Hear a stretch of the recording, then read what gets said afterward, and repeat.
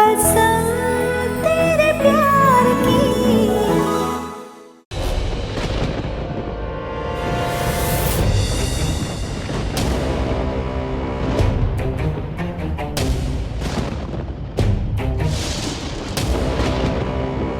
भाई हो रहा।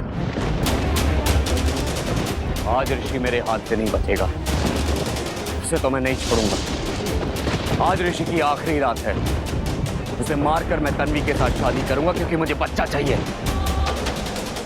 इस घर को चारों तरफ से घेर लो, मैं ऋषि को मारने के लिए अंदर जा रहा हूं। और अगर उस दौरान तन्वी बाहर आती तो उसे किडनैप कर लेना। जी चलो। तानू, ये प्यार ना आग की तरह होता है, जलाकर राख कर देता है। तुम्हारी कसम, अगर तुम मुझे छोड़ के चली गई ना तो मैं मर जाऊंगा तानू। तुम्हारे बिना मैं मर जाऊंगा, सच कह रहा हूं तुमसे। नहीं ऋषि, ये एक जुनून है। परवाना जानता है कि अगर वो आग में गया तो वो जल जाएगा। खुद आग उसे कहती है कि मत आओ मेरे पास, नहीं तो मुझसे लिपट के तू मेरी तरह आग में जल जाएगा। वो फिर भी नहीं सुनता, वो उसी आग में लिपट कर अपनी जान दे देता है। जल जाता है, मर जाता है, क्योंकि ये उसका जुनून है। प्यार तो हवाओं की तरह होता है, जो दिखाई नहीं देता, सिर्फ महसूस होता है। दूर होकर भी पास होने का एहसास देता है, तन और मन को छू जाता है, दिल और आत्मा को सहला जाता है। धीरे से कान में आके कुछ कह जाता है, दिल खुश होता है। हम उसमें सिमट जाते हैं, वो हमें सिमट जाता है। प्यार तो एक वो नाता है, वो रिश्ता है जो दूर होकर भी पास रहता है। प्यार की बातों में, इरादों में वो ठहर सा जाता है, ठीक उस पल की तरह जिस पल में प्यार करने वाले अपनी पूरी जिंदगी जी लेते हैं, और अपनी पूरी जिंदगी में वो एक पल जी लेते हैं जिसे मोहब्बत कहते हैं।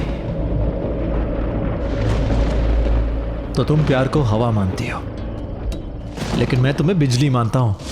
बिजली, जब भी तुम्हें छूने की कोशिश करता हूं 440 वोल्ट का झटका लगता है, झटका।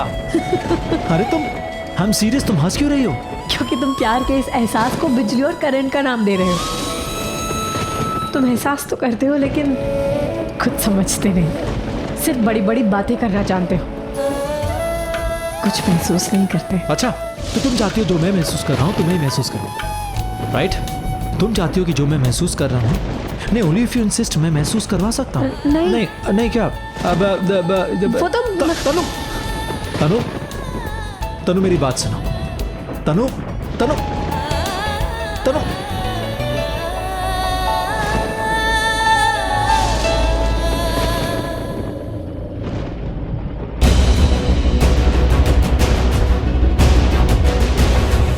वहीं रुक जाओ, कोई आगे नहीं बढ़ेगा, निकल जाओ यहाँ से। मैं अपनी चीज लेने आया हूँ, मैं अपनी चीज लेके जाऊंगा। बीच में मत आना, वरना अच्छा नहीं होगा। बीच में मैं नहीं, तू आ रहा है। ऋषि और तन्वी के बीच में आ रहा है। अरे वो दोनों तो सिर्फ एक दूसरे के लिए बने हैं, लेकिन तू चाहे लाख कोशिश कर ले, तू उन दोनों को छू भी नहीं सकेगा। अरे उनका जोड़ा तो माँ काली ने बना है, माँ काली के मंदिर में बना है। ओ, तो पंडिताइन तू ही है जिससे शादी कराई है? मैंने नहीं, माँ काली ने बनाई है। माँ काली ने उनकी जोड़ी बनाई और आज माँ काली ने फिर से मिलवाया है। और जो जोड़ी माँ काली के सामने बनी है, उसे तो छू भी नहीं सकेगा। आज तुम्हारी माँ काली के सामने ऋषि की मौत होगी, और उसे बचाने की कोशिश मत करना, वरना तुम भी मारी जाओगी। अगर तूने एक कदम भी आगे बढ़ाया ना, तो माँ काली की कसम, माँ काली का कोप तुझे जला के राख कर देगा।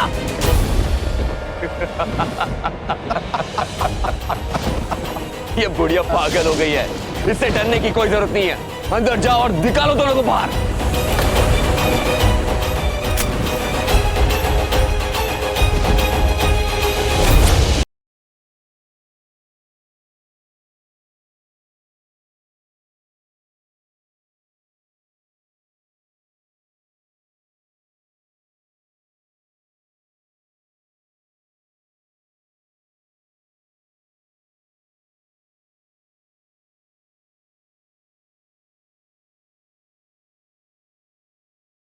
उन दोनों को बचाने के चक्कर में तू अपनी जान क्यों जोखिम में डाल रही है? क्योंकि उन दोनों को बचाने के लिए माँ काली ने मुझे चुना है, इसलिए आज वो दोनों मेरी शरण में आए, मेरे पास आए हैं। अब समझ में आया, अब समझ में आया कि माँ काली ने उनको मेरे पास क्यों भेजा है, और अब समझ में आया कि तू यहाँ तक क्यों चला आया, क्योंकि आज तेरी मौत तुझे यहाँ लेकर आई है। आज उनकी नहीं, आज तेरी मौत होगी, तू जलकर खाक होगा। चला जा, निकल जा यहाँ से। तनु, और कितना इंतजार करवाओगे? मैं बोर हो रहा हूं तुम्हारे बिना। पागल हो गई है, इससे डरने की जरूरत नहीं है, चलो अंदर।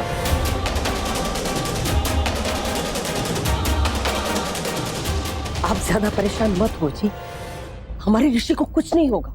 क्या बात कर रही है अरुण? परेशान कैसे ना हो? पंडित ने क्या कहा था कि हमारे बेटे ऋषि का मारक दोष अपना असर दिखाना शुरू कर चुका है। उसी मारक दोष की वजह से उसका एक्सीडेंट हुआ। पंडित ने यह भी कहा था कि ऋषि को उसी लड़की के साथ होना चाहिए जो उसकी कुंडली में, जो उसकी जान बचाएगी, जो हर मुसीबत में ऋषि के सामने ढाल बन के खड़ी हो जाएगी। और अगर ऋषि उसके साथ नहीं रहा तो ऋषि की जान को खतरा है। ऋषि, ऋषि मेरी बात सुनो। ऋषि नहीं, नहीं। ये पवन की आवाज थी ना? मुझे ढूंढते हुए यहां तक पहुंच गया है। वो नहीं जानता मैं यहां पर हूं। अगर मैं बाहर नहीं गया तो कात्यायनी जी को प्रॉब्लम हो सकती है। मैं भी आता हूं। मेरी बात समझने की कोशिश करो ऋषि, बाहर मत जाओ, बाहर बहुत खतरा है। बाहर खतरा नहीं, बाहर पवन है। मैं इसकी बैग ऋषि प्लीज मेरी बात ध्यान से सुनो। ऋषि, कात्यायनी भाई ने कहा है कि अगले 24 घंटे तुम्हारे लिए बहुत खतरनाक हो सकते हैं। 24 घंटे के बाद तुम्हें जिसके साथ जो करना है कर लेना, लेकिन प्लीज प्लीज कहीं मत जाओ ऋषि। और पता नहीं क्यों मुझे भी बहुत अजीब सी बेचैनी। तुम्हें अजीब सी बेचैनी हो रही है? तुम चाहती हो मैं छुप कर एक डरपोक की तरह घर में रहूं? Okay fine, I promise you, मैं लड़ूंगा नहीं, पर मुझे पवन से बात करनी होगी। ऋषि तुम नहीं लड़ोगे, लेकिन मुझे पवन के ऊपर बिल्कुल भरोसा नहीं है। वो एक नंबर का। तनु प्लीज, मुझे कुछ नहीं होगा। ओके, बस यूं गया ऋषि नहीं, और यूं आया। ऋषि नहीं, ऋषि प्लीज, तुम्हें मेरी कसम ऋषि।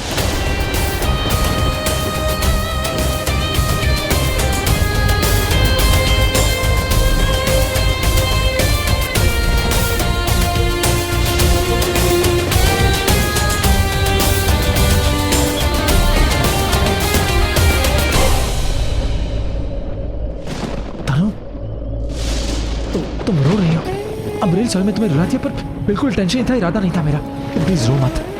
देखो मैं तो ऋषि प्लीज प्लीज मुझे छोड़ के मत जाओ, मेरे साथ रहो प्लीज। तुम जैसा चाहती हो वैसे होगा, बस तुम रो मत प्लीज। तुम रोती हो तो मुझे अच्छा ही लगता है। प्लीज तुम रोना बंद करो।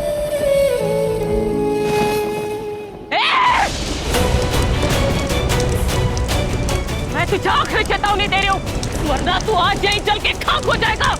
माँ काली तुझे नहीं छोड़ेगी, रुक जा। ए बुढ़िया, मेरे पास फालतू टाइम नहीं है तेरी बातें सुनने का। चला रुक जा, मैं तुझे आखिरी बार बता रही हूँ। अरे पानी लाओ रे, आग बुझाओ जल्दी, पानी लाओ,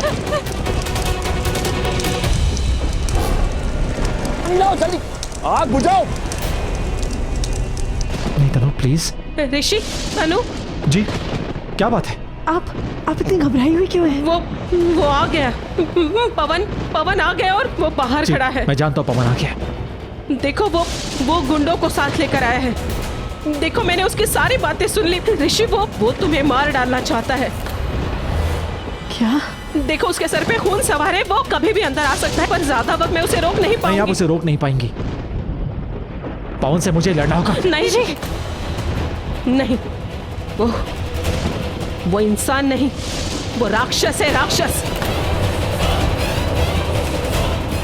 मुझे तो आभास हो रहा है कि वो इंसान के रूप में काल है। देखो, अब तुम दोनों मेरी बात कान खोलकर सुन लो और समझ लो।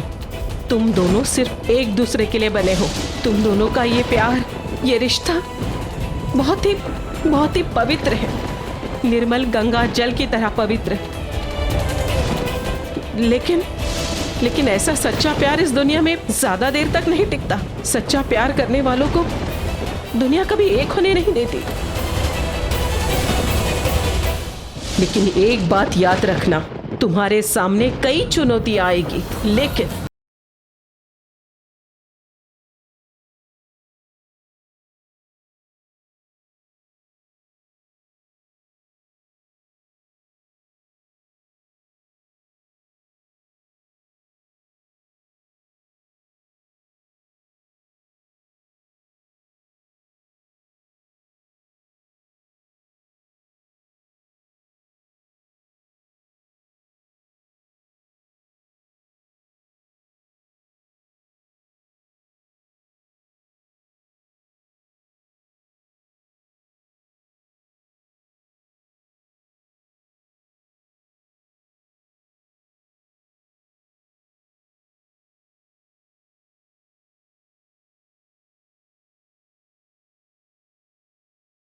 अगर आज तुम अपनों के पास चले गए तो शायद हमेशा के लिए अपने प्यार को खो दोगे। पता नहीं किस सपनों के रूप में काल तुम्हारे सामने आ जाए और तुम्हें ले जाए। इसलिए जाओ यहाँ से, चले जाओ। ऋषि तुम पीछे के दरवाजे से जाकर देखो, वहां कोई है तो नहीं। जाओ। ठीक है, मैं बाहर जाके देखता हूं। तनु, मैं भी आया। ऋषि अपना सुनो, ऋषि अपना तनु, मैं भी आया। तुम्हारे पास समय बहुत कम है, सिर्फ 30 सेकंड। 30 सेकंड में मैं तुम्हारी पूरी जिंदगी बता रही हूँ। सुनो, ऋषि का ख्याल रखना, उसके साथ रहना। आने वाला समय उसकी कुंडली में बहुत भारी है। आने वाले 24 घंटे उसके लिए बहुत भारी है। हमेशा काल उसके पीछे रहेगा, उसकी जान पे भी बनाएगी। लेकिन तनु, सिर्फ तू ही है जो उसे काल से बचा सकती है। देखो, जब भी ऋषि के पीछे काल आएगा, तू माँ काली से शक्ति लेगी और तू उसके काल के सामने आएगी। तू उसे बचाएगी, तू उसे अपनी जिंदगी की ओर लाओगी। तनु, तू उसकी किस्मत है और वो तेरी किस्मत है। और तुम दोनों की किस्मत एक दूसरे से जुड़ी है। सिर्फ इस जन्म नहीं, उस जन्म नहीं, बल्कि हर जन्म के लिए तुम एक दूसरे के लिए बने हो। ये 24 घंटे बहुत भारी है उसके ऊपर। इस 24 घंटे में हर पल, हर घड़ी साई की तरह तुम उसके साथ रहना, उसके पास रहना, उसकी रक्षा करना। अगर ये 24 घंटे गुजर जाएंगे ना तो ये बुरा वक्त भी गुजर जाएगा, ये काल भी चला जाएगा। फिर उसके बाद ना तुम दोनों हमेशा एक दूसरे के साथ रह पाओगे। हाँ, माँ काली का आशीर्वाद हर पल तुम्हारे साथ है, उसे बचा लेना।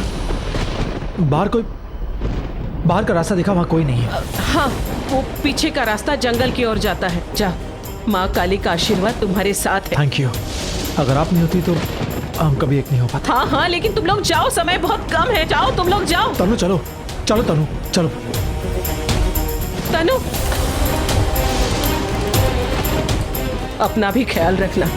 जाओ, जल्दी जाओ, माँ का आशीर्वाद तुम्हारे साथ है। जाओ।